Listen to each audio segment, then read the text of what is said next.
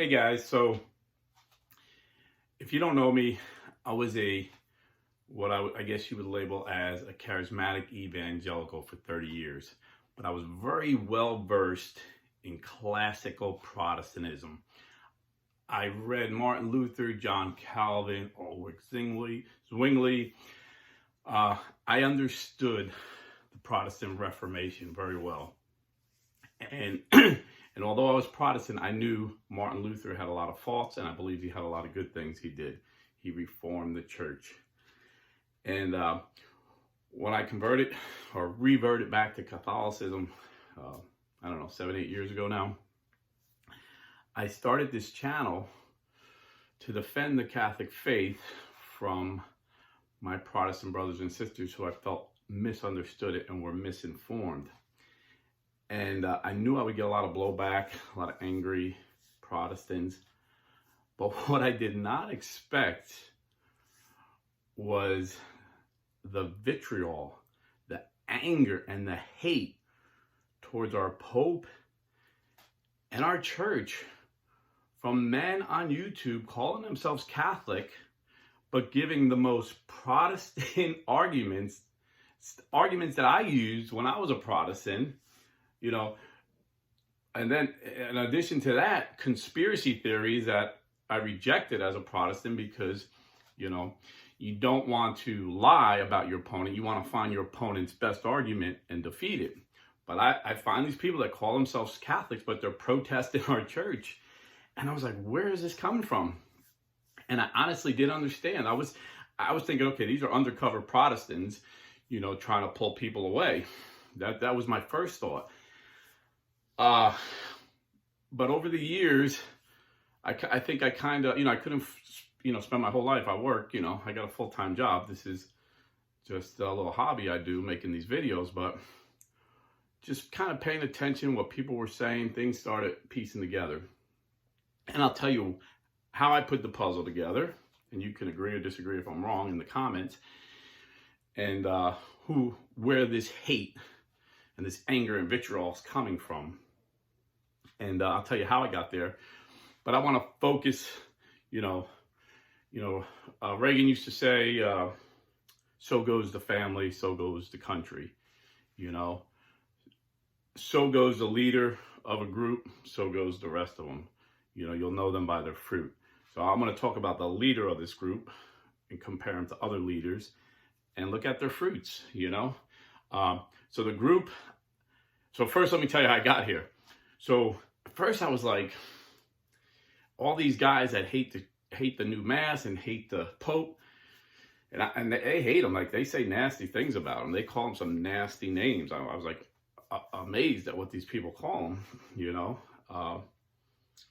They all love the Latin Mass. Is the Latin Mass producing this? And I quickly found out, no, not at all. The most charitable men I meet love the Latin Mass. The most loving, non-judgmental Catholics I meet love the Latin Mass. And one pops in my mind is Keith Nestor. I had him on the show, and I even told him, I was on his show and he was on mine. I don't know which one it was, but I told him, I said, you know what? I admire you. I think you're a great example for all of us, even me, your Christian maturity, that I've never heard you say a bad word about anyone, even if you disagree with them. And that's Christian maturity. He's a very charitable guy. And he told me he loves the Latin Mass. Of course, like all of us ex-Protestants, it was the new Mass that brought us in, and that's what the new Mass was designed for, the new evangelization, to bring Protestants home to the Catholic Church. That's the mission of Vatican II, was to make us all missionaries and evangelists, new evangelists. So, it's working in that regards. So I'm like, okay, it's not the Latin Mass. And then he accidentally went to, long story short, Keith accidentally went to, or his wife accidentally went to a Latin Mass. And she's like, Keith, you got to come here. This is beautiful. And he said he went there. It was like love at first sight. He fell in love with it. But he would never say a bad word about the new Mass, And the other guests I had on the show, I had Dr. Scott Hahn. He loves the Latin Mass. He would never, and he goes to both, Dr. Robert P. George, I think is a new Mass guy, but he said, you know, he experienced Latin Mass and he sees the beauty and attraction of it. So I had so many guys that had positive things to say about the Latin Mass. So it's not the Latin Mass that causes this. It's a group of people. It's a group. And some may call them a cult. You know, I don't know the specific definition. They kind of meet some criteria of cult, but they're called SSPX. And they were founded by a guy named Marcel Lefebvre. And the way I came about this, I didn't even know who they were. I never even heard of these guys. Again, I'm just a blue collar guy. Came back to the church. I know the Bible very well. I'll debate anybody, scripture. If you want to debate me, if you're a Protestant or an SSPX guy, you want to debate scripture, it's on, you know. But I didn't know all these like little political stuff going on with the church. And I had Tim Gordon on. And I had him. I didn't know him. He didn't know me. Even in the interview, he asked me my name. He didn't even know my name. He knew me as blue collar Catholic. So, but I seen a school teacher got fired for calling out Black Lives Matter for what they were, Black Lives Marxists, and it was obvious he got fired unfairly. So I had him on to give his case and ask, you know, people to support him because he's, you know, got like 7 kids. He's unemployed. His daughter's going in for brain surgery. I thought it was very cruel what happened to him for standing, you know, saying something that was true. And now everybody knows it's true. They're Marxists that hate America, you know, and they just use the name Black Lives Matter. They could care less about Black lives. But anyhow, that aside, it was live and people were asking questions. And someone said, how come you and Taylor split? And he said, you know, I really didn't talk about that. And he was very charitable. Again, he's a Latin Mass guy. He was very charitable to Taylor. And he said, I don't know. He never told me. He just cut me off. And, you know, every time I called him, he wouldn't pick up my calls, wouldn't return my calls. You can see, you look at one of my live, you know, I only got like 3 live videos. I stopped doing them. But you can look and see word for word. I'm giving you the general conversation. It was a couple of years ago. But if I recall correctly, he said, I don't know. He just cut me off, never told me why. You know, you can tell he's kind of hurt. I mean, like, dude, we were like doing shows like every day. We're big, and you don't even want to tell me. Like, what did I do? Tell me, you know, just let me know. And then he said it got to the point where, and he said something pretty cool. I do remember this. He said, reconciliation is the beating heart of the church. And I was like, wow, that was a powerful, I remember that because it was such a powerful quote. And he kind of just said it off the cuff and said, so I just wanted to reconcile with him. But he wouldn't even pick up my phone. He said, my daughter's in brain surgery. She could die. And I'm calling him just for prayers and reconciliation. And this guy won't pick up my call. He won't return my call. Just like he don't even know me. Like I'm dead to him. So he said, so again, he's trying to figure out why. So he said, the only thing I think of, and he said, you know, he didn't say definitively. He said, the only thing we disagreed on really was the SSPX. And I didn't even know who they were. I'm like, well, you know, I said, oh, for my guests, you know, for my viewers, please explain more about who they are. But it was, you know, it was for me and my guests because I had no idea who these SSPX guys were. And so he explained it, and he said, you know, although I may look like the rebel with the long hair and the skater dude, and I believe that we need to submit to the authority of church, even when we disagree with the authority of church. And he said, Taylor's more rebellious. You know, he looks, you know, buttoned up with the, you know, suit and tie and, you know, acting all professorally and whatever. But he really supported the SSPX. So that was my first clue. Okay, the SSPX, maybe it's these guys. And then recently I seen a title, and I mentioned it. I didn't know the guy's name, but I went back and found the name, Kennedy Hall. Real well-spoken guy, got a great voice for radio. I would definitely can see why he's got a lot of followers. But the name of the title was, I Would Rather Die Than Go to the New Mass. And I said, okay, is this clickbait? Like Taylor will put stuff on, like, is Pope Benedict dead? He puts that on like 6 months before Pope Benedict dies, you know? Is Pope Francis the real Pope? You know, he used a lot of clickbait on his. But this wasn't clickbait. His title said what he meant and meant what he said. He said, yeah, I would rather die than go to the new Mass. And it was like pretty startling to me that he admitted the new Mass was valid. So he's saying, yeah, I know it's the body and blood of Christ, but I'd rather die than eat the body and blood of Christ at the new Mass. I was like, whoa. And then he said it outright, because Taylor's kind of like the conservative James Martin. You know, James Martin won't come out and say he thinks that homosexuality is not a sin, but he beats around the bush, and you know that's what he means. Taylor Marshall does that with SSPX, you know, and sedevacanitism. He kind of beats around the bush. And he kind of beats around the bush saying if he supports SSPX, he always has people on that support it, and they ask him questions to get the answers he wants his viewers to hear. But this guy, Kennedy Hall, he was, you know, what we call in Jersey, a straight shooter. Even though I disagree with him, I respect that he was straight and told us what he believed. He's like, the SSPX are my boys. I'm like, okay, he's an SSPX guy. This is why he hates the new mass. So, without getting into too much detail, because I'm going to talk about the leader of the SSPX and the leaders from other groups. But without getting too deep into that, just kind of give you a small understanding. The SSPX was started by a man named Marcel Lefebvre, who was excommunicated by Saint Pope John Paul II. They're considered schismatic, not sedevacanists. They believe the Pope is who the Pope is, so they're not sedevacanists like Patrick Coffin, who's a sedevacantist. He believes the seat's empty. We have no Pope. Those guys believe Pope Francis is the Pope. But they're schismatic, in my opinion, and they're apologists. Taylor Marshall and Kennedy Hall, being their two top apologists, will argue they're not. Well, Taylor Marshall kind of, you know, does it in his ambiguous way, and will have bishops on and priests that will say they're not. But Kennedy Hall will come straight out, and like I said, he's a straight shooter, and say they're not schismatic because. So the reason they say they're not schismatic is because the way the recent Pope has acted, Bishop Barron has lent a hand recently to them, and he said they're acting like we're not schismatic, is basically what they're saying. You know, I'm a simple man. Pope Francis, Pope Benedict, and Pope St. John Paul II have all said they're schismatic. So I think the Pope's out, you know, like straight up, straightforward, they're schismatic. If you want to get more into the debate, Church Militant has the best videos I've seen on it, several videos. Just put Church Militant, SSPS. I posted a couple. I think I might have posted a couple. I may have not. I don't know. But I posted a couple Church Militant videos. I think they were kind of related to that.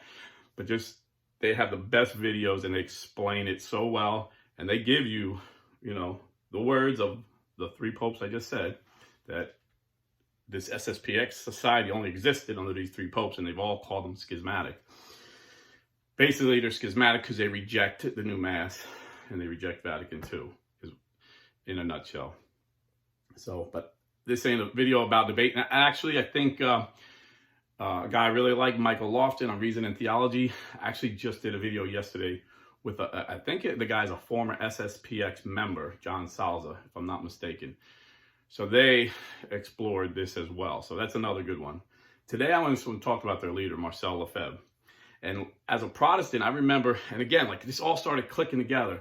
I'm like, oh, Marcel Lefebvre, that's the guy. When I first started my YouTube channel, someone said, man, I really love your channel, you know, and they assume because I'm conservative, but I don't, you know, I'm conservative in politics, but in religion, I'm Orthodox, you know. In Catholicism, either Orthodox or heterodox, you know, either you accept all of the Catholic Church or you're cafeteria Catholic and you're heterodox. You know, in politics, I'm conservative, you know.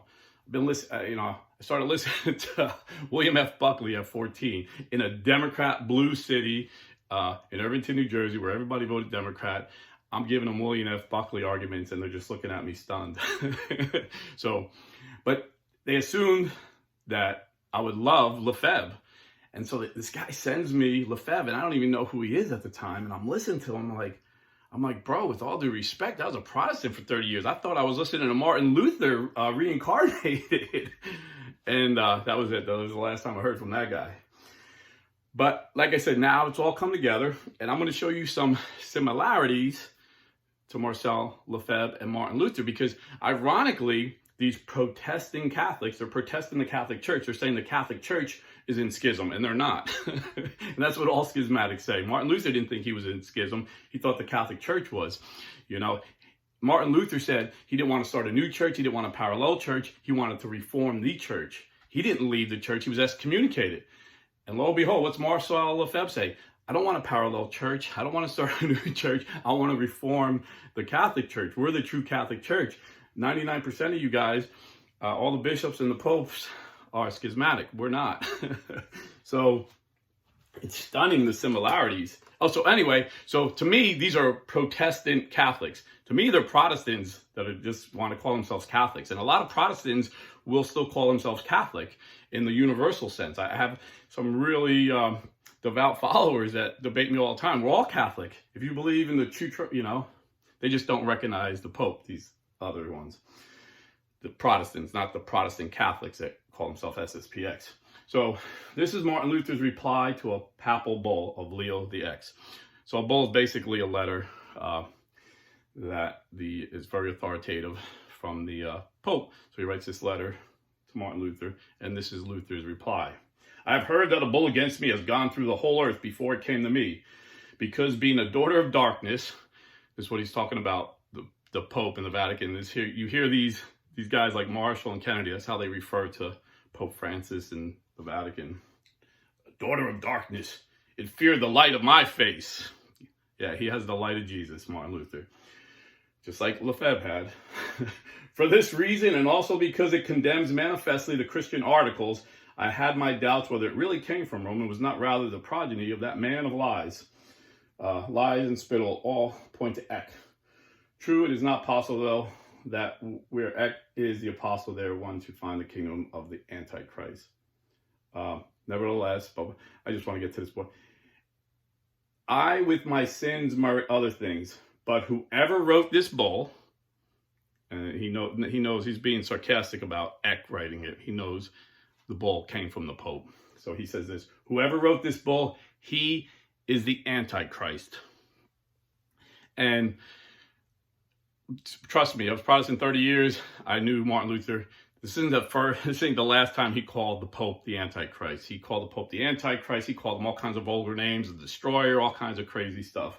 He referred to the Pope. Now, oh, you kidding me? I just lost it. So now I'm just going to give you a letter. I got to pull it back up. I'm sorry. This is a letter from Marcel Lefebvre. You can find right on the SSP website, letter to the future bishops. And this is what he says. The see of Peter and the posts of authority in Rome being occupied by Antichrist. The destruction of the kingdom of our Lord is being rapidly carried out. So Luther and Lefebvre both referred to the Pope as the Antichrist. And his followers, Lefebvre's followers and Luther followers, this is the fruit. This is the fruit. This is why on Taylor Marshall's Twitter, he put out how many people think Pope Francis is the real, actual, and valid Pope. And most people said he wasn't. It was like, I think like the last, kept changing. But these are his followers that he teaches. 47% said, yes, he's the Pope. And then it was like 26% said, no, he's definitely not the Pope. And then the remainder said, I don't know. So basically 53% of Marshall's followers didn't know Pope Francis was the Pope or thought he wasn't. Horrible catechism of this man. But anyway, so I started diving into more and wanted to see, I'm very familiar. A lot of people don't realize when I tell them, especially Protestants, I actually know more about Martin Luther than most Protestants. And I'm like, because now the big thing is, the Jews, a lot of Protestants think Jews don't even gotta accept Jesus. I think it was John Hagee actually wrote it in his book, and he got criticized from other Protestants. Because they're all about the end days, and Israel plays a big part in it. And I said, well, the father of your faith, Martin Luther, he was an anti-Semite. Luther actually said in his book, The Jews and Their Lies, that every synagogue should be burned down. Every Jew made a slave. This is what Luther taught. He was very anti-Semitic. And then, it's funny because under why under SSPX, you have this one of these bishops that Marcel Lefebvre ordained, and that's why he was excommunicated, because the Pope said don't ordain these bishops, and he ordained them anyway. He disobeyed. You know, it's disobedience. That's schism, when you're disobedient to the Pope. And one of these bishops was Bishop Williamson's, and Bishop Williamson is on record denying that Jews were even killed with the gas chamber. And he said the 6 to 8 million Jews, that's overestimated, 6 to 8 million Jews weren't killed. I mean, this is historical, but these anti-Semites don't believe it. He said maybe at most 200,000, maybe 300,000 Jews were killed. So one of the first bishops of the SPX was a Nazi sympathizer. And these are the kind of guys that General George Patton needed to take when he took the Germans and showed them the gas chambers. Old Guts and Glory, as General George Patton was known, is the toughest general we knew, hard as nails. When he seen the gas chambers, they said he wept. His men said first time they seen him show emotion, he had tears in his eyes, and he went off and vomited. He said the whole world needs to see this. So he went to all the little German towns. All these people that said, oh no, we didn't know nothing about it. We didn't. He said, yeah, well, you're going to know about it now. And he brought the people, and he said, look at those dead bodies that were burned, that were gassed to death. And the village people puked, they cried. This SSPX bishop needed to go there and see that. And then during the same time in the 80s, when this guy was alive and Martin Luther Lefebvre was alive, you had Paul Tuvia. Paul Tuvia was a convicted neo-Nazi, executed 7 Jews for being Jewish. Guess where he was found hiding out? In an SSPX monastery. How convenient. And they said, well, they were just, giving a homeless man a place to live. that was their argument. And then, did I write this note down? So there was a Nazi, what's his name? I thought I wrote it down. Nazi war criminal, Erich Priebke. Convicted, confessed, said he was just following ordered, gassed hundreds or thousands of Jews. This is a Nazi, convicted Nazi. Said, I didn't do nothing wrong, I was just following orders. He was a Nazi. So when he dies, who else? But the SSPX volunteers to do a mass for this guy. In the 80s, well, Lefebvre is still alive, so he had his blessings. And there was such protest, I don't think it ever went down. But just kind of weird, the similarities of, SSPX and the Nazis. And the way I found that one out is SSPX apologist Taylor Marshall tweeted out, isn't it weird, isn't it odd that almost all the TV commercials have interracial couples? I was like, man, that's racist. And Michael Lofton, who happens to be in a Numbers 12:1 marriage, pointed that out that, hey, this is racist, bro. And then his response was, why is it even racist just to ask a question? I'm not against interracial marriage. I'm just asking a question. Well, why would you even ask that question? And I made a video about that, and all of his followers were like coming at me. Oh, you don't understand the New World Order and globalism. And I was like, bro, I've been preaching against globalism since the 80s. I know all about globalism. This isn't globalism. This is racism. You're trying to compare it, and then someone were trying to compare it to like homosexual couples. I'm like, okay, if you want to say they want to desensitize us to homosexual couples, so we, like Obama did when he went to work for Netflix, like he made everything, gays and everything. I understand they're trying to get us to accept sin, but it's not a sin to marry a black person. Numbers 12:1, Moses married an Ethiopian woman. Some versions say Cushite. Cush. Ethiopia used to be called Cush. So some versions say an Ethiopian woman, some say a Cushite woman. So God approved of interracial marriage long before it started being on TV commercials.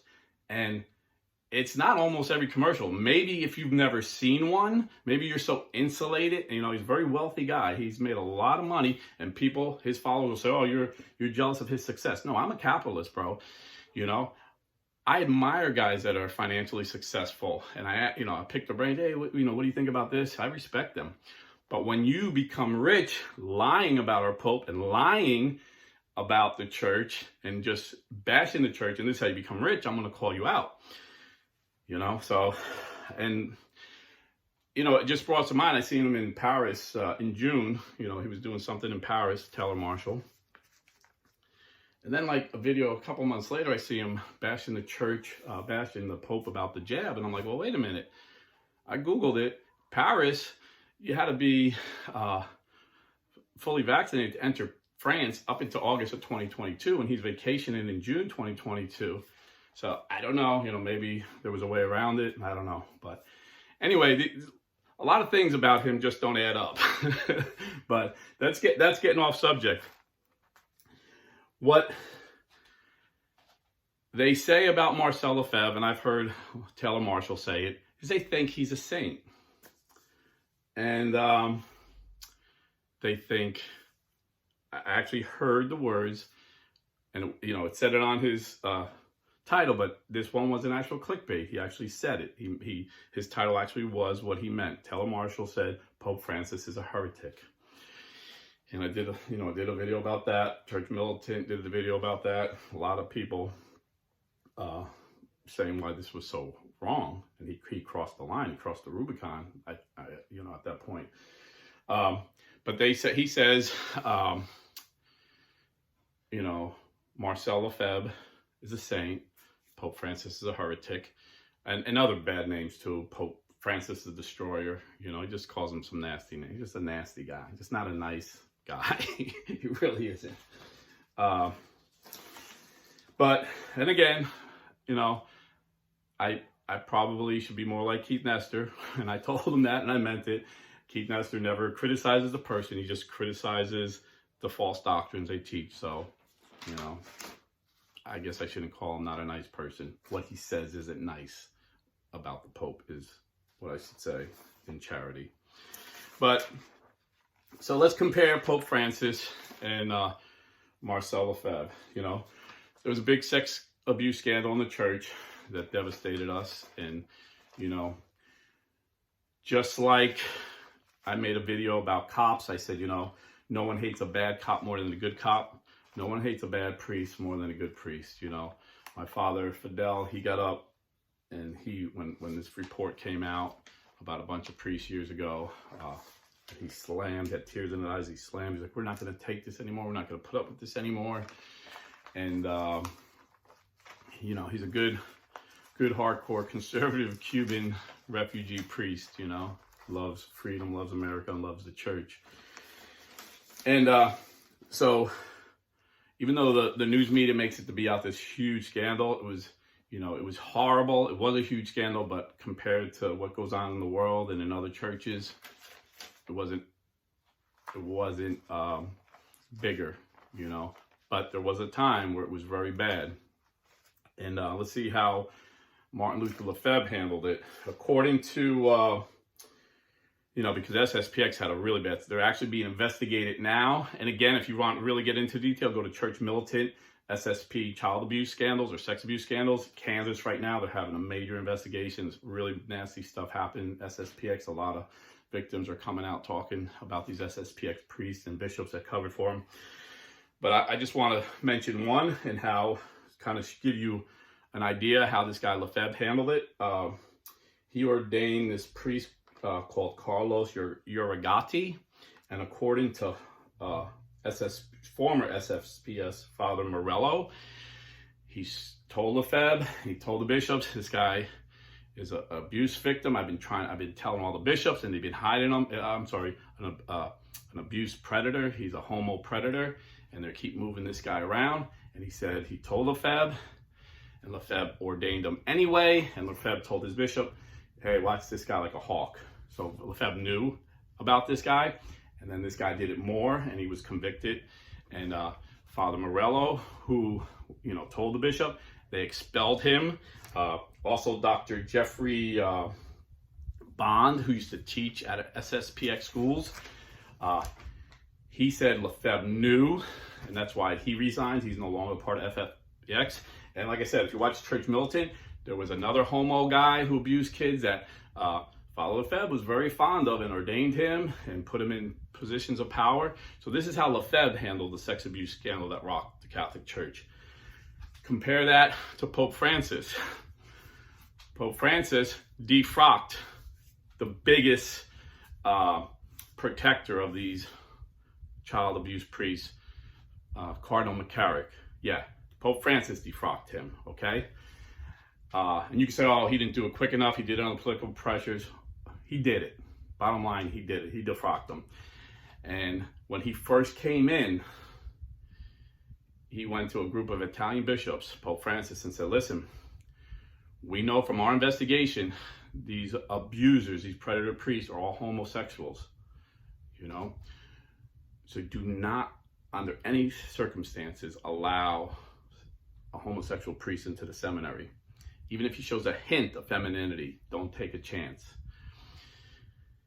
So right now, the result of Pope Francis's actions, according to, what's this guy's name? Jason Berry, one of the journalists that exposed the Catholic Church. They made the movie Spotlight. He was one of the guys that did it. He said Pope Francis is light years ahead of any other pope in tackling this abuse problem. And the result, in 2022, across the whole United States, there's only been 6 accusations of priests abusing children. That's 6 too many. That's horrible. If these guys are guilty, they need to get the full punishment of the law. I mean, they need to, I would just put them in general, put them in the prison for life in the general population and tell people, hey, this is a homo child abuser priest, and see what happens to them. But maybe that's not charitable, but that's how I feel, I'm being honest. Now, again, 6 in 2022 as a result of Pope Francis taking this more serious than anybody in the church. Compare that to the public school systems in Chicago, one city, 3,000 legitimate accusations of child abuse by public school teachers. And earlier, when I was saying, even at the height of this, it wasn't as bad as the media made it. It's bad. I mean, I don't want to minimize what happened to these victims. But I'm saying comparative to the public school system, a study done by the United States Department of Education said the Catholic abuse problem from 1950 to like 2000, 50 years, had 10,000 abuses in America, 10,000 charges. Compared, that's a 50-year period, and most of it took place in the 50s through 70s. They just keep reporting the same reports, and make it seem like it's happening constantly. Compared to the United States public school system, from 2000 to 2010, a 10-year period, there was 300,000 legitimate cases of child abuse in the public schools. So that's when I say, compared to the rest of the world, it wasn't that bad, even at our height. And for my Protestant brothers who want to, criticize us all the time, according to Baz Tejidovin, the late evangelist Billy Graham's grandson, who was in charge of the sex abuse crimes department down here in Florida. He was a state attorney general who now is a private lawyer that helps abuse victims from clerical abuse. He says Protestants' abuse is 3 times worse than the Catholic Church ever was. So this is what I'm saying. Ours wasn't as bad as the media makes it out. It was bad, and we condemn it. And the way Lefebvre handled it was evil, and the way Pope Francis handled it was admirable. Now, also, again, Taylor Marshall wants to call Lefebvre a saint, Pope Francis a heretic, and other bad names that I don't even want to say, because there might be children watching. But I'm making a video, guys. Everybody's waking up. It's early in the morning. I got up before everybody so I can make this video, and then I'll shower and shave and get ready for Mass. But anyhow, sorry about that. 2 grandkids slept over. That was what the noise is. Actually 3. So anyway, getting back to comparing Pope Francis and Lefebvre. Marshall wants to say Lefebvre's a saint. Pope Francis is a heretic. Well, you know, saints have to perform miracles. So I Googled what any miracles attributed to Lefebvre, and nobody, even his supporters, the best they could come up with. The miracle was that he kept the faith alive. That is a miracle. Okay?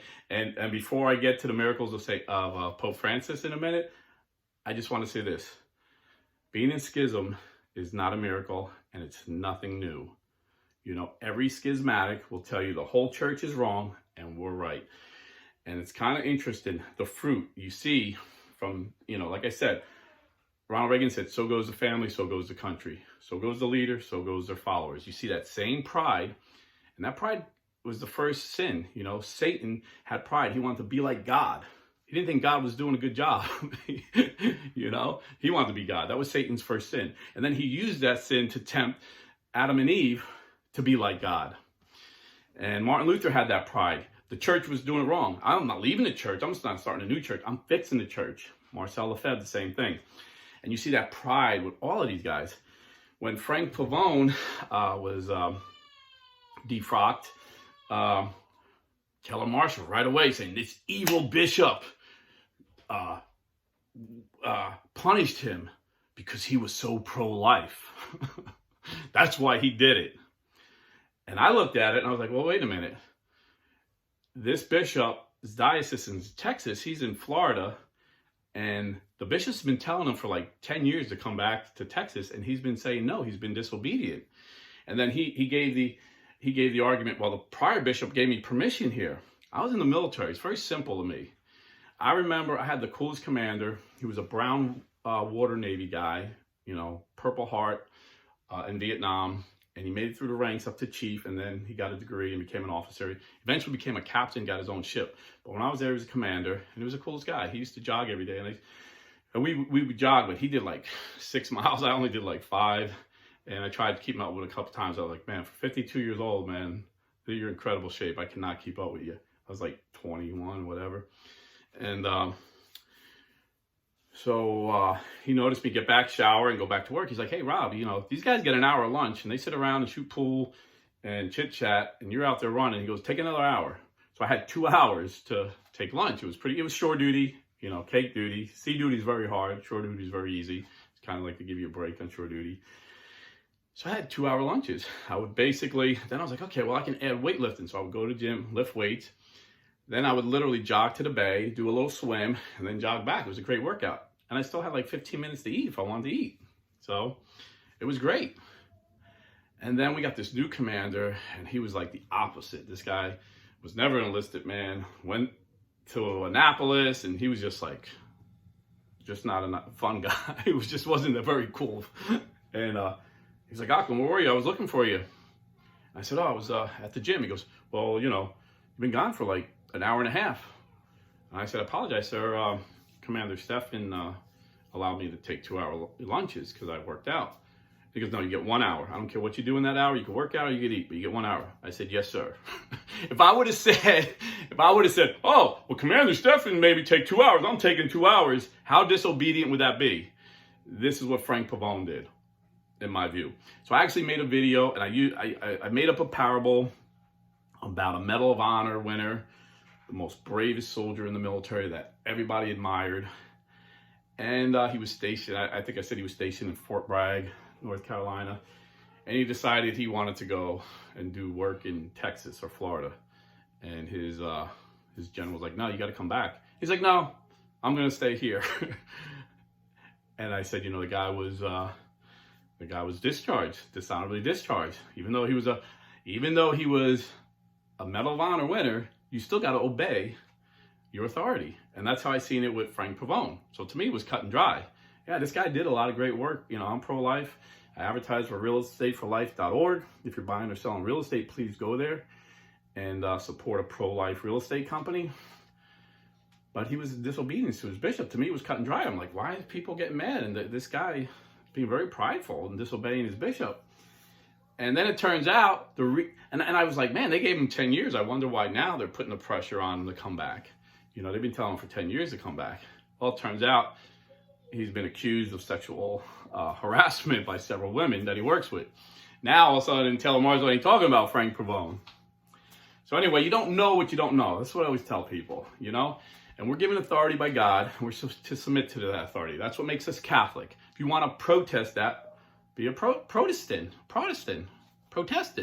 Go protest it. If you're a Catholic, we're called to submit to all the teachings and all the ecumenical councils and everything the Pope says. We're, you know, faith and morals. You know, we could disagree on politics and science and whatever, but faith and morals, if you're Catholic, it's simple. Just obey the church, obey Mother Church. It's easy. So, getting back to the miracles, there were no miracles of Lefebvre. But I read about miracles of Pope Francis continually, and I'm just going to read a few here. My computer's acting up. I don't know the best. So, this is Pope Francis. This is from the Orange County Register. So, Pope Francis is being credited with a miracle after St. Gennaro's blood liquefied in his presence in Naples on Saturday. So basically, the Pope kissed St. Gennaro. They had his blood. Back in the day, they would keep the blood of martyrs. And Pope Francis kicked, it was like, you know, hundreds of years old, so it's like thick, it thickened. And when Pope Francis kissed the jar, it liquefied. And at first, only half of it liquefied. He goes, oh, only half of it liquefied, so he only loves us halfway. We got a lot of work to do, jokingly. But then the rest of it liquefied, and every parishioner wept and cried. They seen a miracle. It was a miracle. Then you might have heard about this one. A baby girl kissed, it's from an UK newspaper, the Mirror. A baby girl kissed on the head by Pope Francis has amazingly defied the odds and beaten a brain tumor after being given just months to live. Gianna Macetonio was just 1 year old when the Pope blessed her as she traveled through the streets of Philadelphia in 2015. The 81-year-old pontiff had no idea the girl had a brain tumor when she was held up. As it passed the Popemobile, Gianni's family had revealed almost 3 years on that tumor had disappeared. She had the tumor for 3 years. After the Pope kissed her on the forehead, they went for her regular checkup, and the doctor was like, tumor's gone. This is a miracle. Then there's the one, you may have heard of this. It's not this from CBS News. It's not easy to upstage the Pope unless you're Peleo Bonavito, the 10-year-old Italian boy enchanted by Pope Francis and his white skull cap. Bonavito, who has autism and epilepsy, walked onto the stage, remember that, to meet the Pope. And he sat down. Pope Francis let him sit back to him. And then he took the Pope's hat off and put it on his own head. And Pope Francis laughed. And I was like, oh my goodness, you know. Any other previous Pope, I think security would have stopped. But Pope Francis, you know, like Pope Benedict had, he's a Pope of the people. He loves the people. He loves the church. The young boy was in Rome for medical tests after doctors suspected a tumor or multiple sclerosis. So Bonavita climbed the stairs to reach the Pope was a real gift, his mother said. Climbing stairs by himself never happens. He always needs help, the mother said. That was a miracle in itself, that he could climb the steps. But it was especially surprising after his health appeared to have taken a turn for the worse. The doctor was certain it was a brain tumor. And he asked Pope Francis to pray for her son. And he took my hand and said, for you, the impossible does not exist. About 3 weeks later, she understood what that meant. She says the doctors told her her son's tests showed no sign of cancer and his symptoms have improved. She said, thank you, Pope Francis, for the miracle. And I can go on and on and on again. Why don't these guys who criticize the Pope all the time tell you about this? These SSPX guys know nothing about this. All they know is about Martin Luther Lefebvre, the miracle of schism. So, you know, when I was a kid, I don't know how girls do it, but boys are like, my dad could beat your dad, my dad could kick your dad's butt. Well, my dad's bigger, but my dad's tougher. I will put my father, Pope Francis, against their father, Lefebvre, any day of the week. My father will beat their father, just like he'll beat Martin Luther and the Protestants' fathers, because their fathers are inspired by the fathers of lies, Satan himself, who loves division and loves schism. Now, on a positive note, like I said, I want to be more like my friend Keith and be charitable. I'm praying for unity, just like I'm praying for unity with our Protestant brothers and our Eastern Orthodox brothers. I want to pray for unity for SSPX. And Mother Church has been bending over backwards, showing mercy to these guys. Pope Benedict lifted the excommunications of the 4 bishops when he was alive. Pope Francis went even farther than anybody expected, gave their priests faculties to hear confession and I think other things, they can do. And everybody's confused. Why are they doing this? And this is why they're saying, well, if we could hear confession, then we're not in schism. But they're doing it out of mercy, because Pope Francis knows that these people aren't going to go to a new mass priest for confession. It's mercy. And even Kennedy Hall gave props to Bishop Barron, out of all people. He said he was surprised, but Bishop Barron told these Latin Mass guys they can use this this chapel in I think some university in Minnesota where he's the bishop. And at first there were guys saying, "Oh, Bishop Baptist is telling that these SSPX and Latin Mass guys they can't use this church because they were in a different church." And he's like, no, I want you to be in a better one. He gave them a better place, one that more suits the Latin Mass. With, I guess it had rails and it was more suited for a Latin Mass. So it was actually doing them a favor. And Kennedy Hall said that Bishop Barron told the priest in charge, be kind at SSPS, basically. I don't remember exact words, but be helpful to the SSPX and let them, worship here as well. So this is what they're saying. Well, if they're in schismatic, why would Bishop Barron, do this and that? It's because Bishop Barron is a prince of the church and he loves you, You may hate him, but he loves you, And they want unity, because Jesus said his last prayer, he said, Father, let them be one as we are one. And this is all we want. You never hear new Mass guys bashing the Latin Mass. Never. And Latin Mass guys that aren't in the SPX don't bash the new Mass either. It's just you guys. You won't even have the Eucharist in the new Mass. You're gonna deny the body and blood and full divinity of Christ. You'd rather die without having that than do it in a new Mass? Think about what you're saying, bro. That's bizarre.